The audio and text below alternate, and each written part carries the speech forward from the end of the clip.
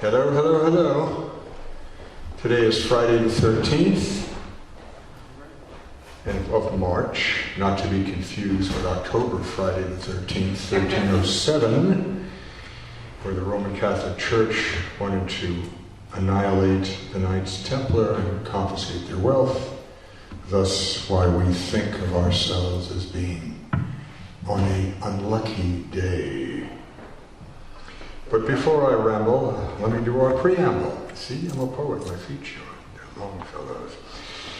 Recognizing the power of the word as an instrument to promote and protect democracy, as well as our moral responsibility to promote and protect literacy and moral rectitude, in accordance and support of our most precious Constitution, we pledge that we, as citizens of these United States, in order to form a more perfect union, establish justice, ensure domestic tranquility, provide for the common defense, promote the general welfare, and secure the blessings of liberty to ourselves and our posterity.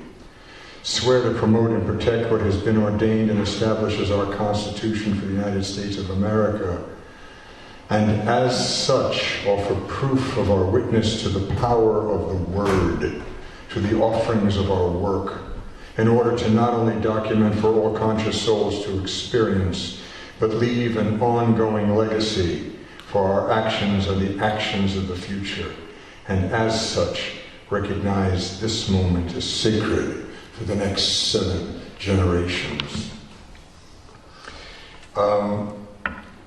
You've heard me speak, those who've been here as regulars, on many varied subjects, but this recent phenomenon has really bent me out of joint. Robert Milby sent me something that a doctor had posted in his window to counter the hysteria. And it said, every election year there has been a disease. 2004, SARS. 2008, avian. 2010, swine. 2012, MERS. 2014, Ebola. 2016, Donald Trump. Zika. Well, yes. I'll get to that. Ebola 2018, Corona 2020. And this is where it gets interesting, and this is a doctor. Coronavirus has a contagion rate of 2. SARS had a rate of 4. Measles had a rate of 18. So that kind of puts things in perspective. Coronavirus has a cure rate of 99.7% for those under 50 years of age. The coronavirus spread is leveling off. This is a viral pneumonia being hyped as a black plague before an election. Be perfectly clear. This plague hysteria is a tactic to ultimately appropriate another $1.5 trillion to buoy the economy, which will be ultimately given to the banks and Wall Street, adding more damage to our already staggering national debt. Under the current new tax giveaway law that recently passed under Trump and Ryan, CBO projects federal debt held by the public will rise from 78% of GDP this year to 144% by 2049. More than a third higher than the historic record of 106% set just after World War II. And now this bullshit. The interest alone will kill us. This is treason. And you have to remember, with World War II, what made America become, no, I take that back. America is an ideology, it's an idea. What made the United States what it is today and was able to pull us out of a cataclysmic depression was in fact us turning our car factories into munition factories and everyone having to pay us back. For instance, England finally paid off Lend-Lease in 2003. So all that money was constantly coming in after the war. Our economy is going to collapse. There's no way we can sustain this insanity of greed at our expense. And this will mean global depression, starvation, war, and genocide. The next thing to be unveiled will be martial law, under the guise of public safety and quarantine. The National Guard has already been called out. I know because my son's in the National Guard. And he's prepared. Now, according to what Cuomo directed, he may be away for at least 30 days, and that's not his active duty during the summer or his weekend allotments during the month. This, in my opinion, is the final chess move to end America under corporate fascism. If you think this is my own personal hysteria, read history. See the constant manipulation that has led us into repeated wars and genocide. The 20th century saw 120 million people die. It will be billions this time. Our food and water supplies are already under threat. Spread the word. Do your own investigations.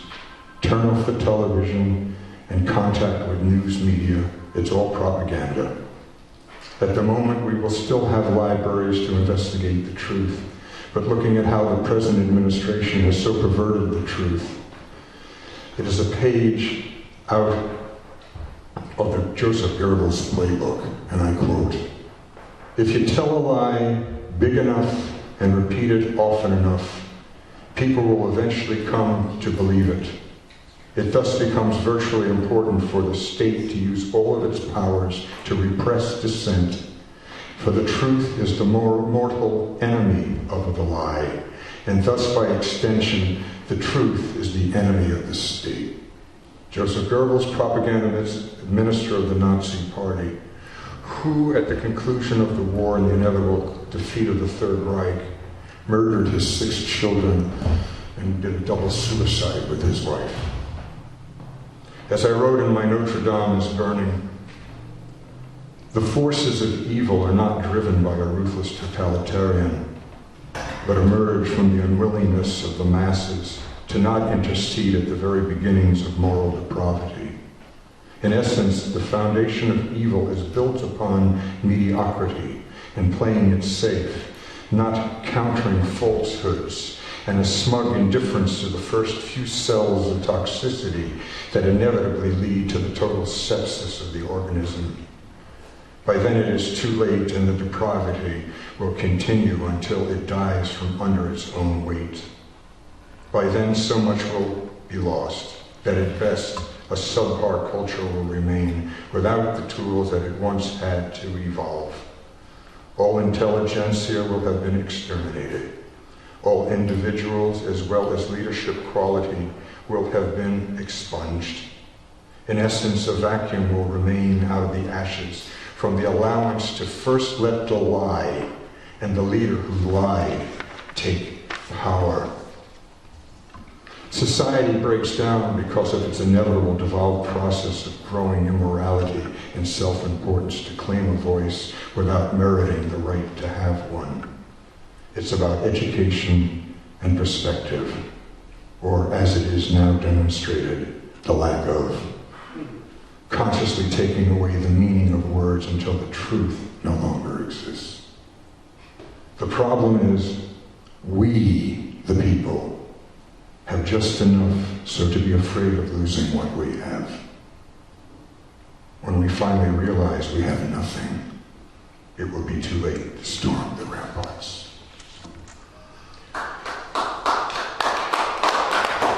This is ours, people.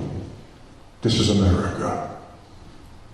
Formed by the most incongruous of men, white male landowners of an aristocracy. This is the 100th anniversary of women getting the right to vote.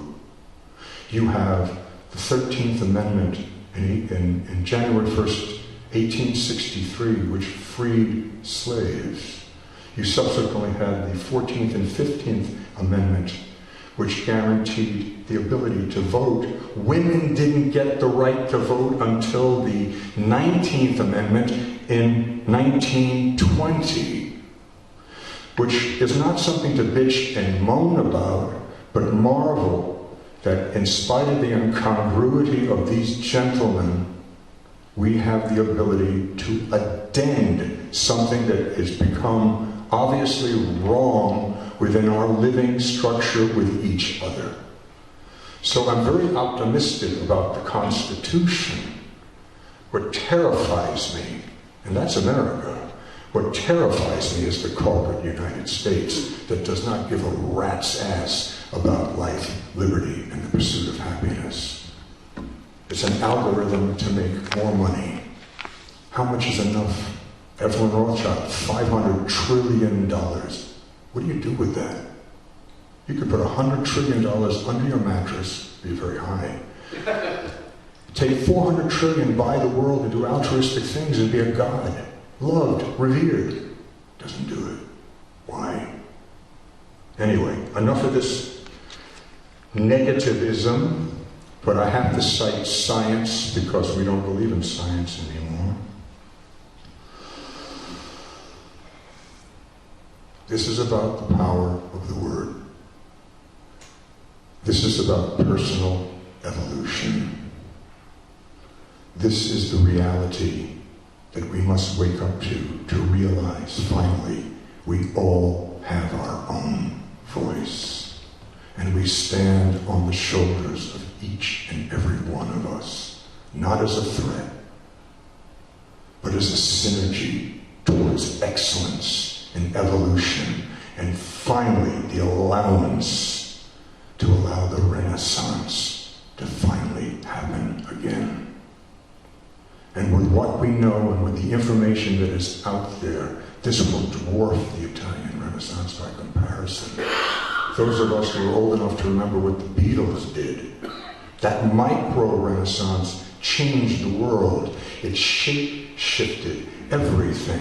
We ended a war in Vietnam because we felt it was our moral responsibility to take to the streets and say, enough.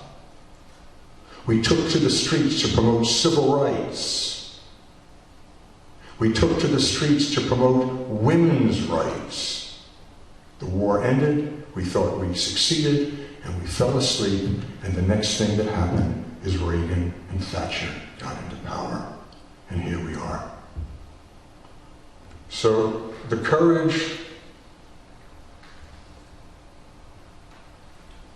is a very interesting word. And what is at stake is up to the individual to put him or herself on the line. But you must recognize, like Homer, the silent majority being the dead, that Nixon used to play that game on the silent majority, that he had the majority. We're the majority, and we're appalled, and it's affecting our daily life. Tell me when you go to bed you're not disturbed, even if you have your children or your wife or your lover or your work to take you out of it. There's something still gnawing at us. We know something is wrong.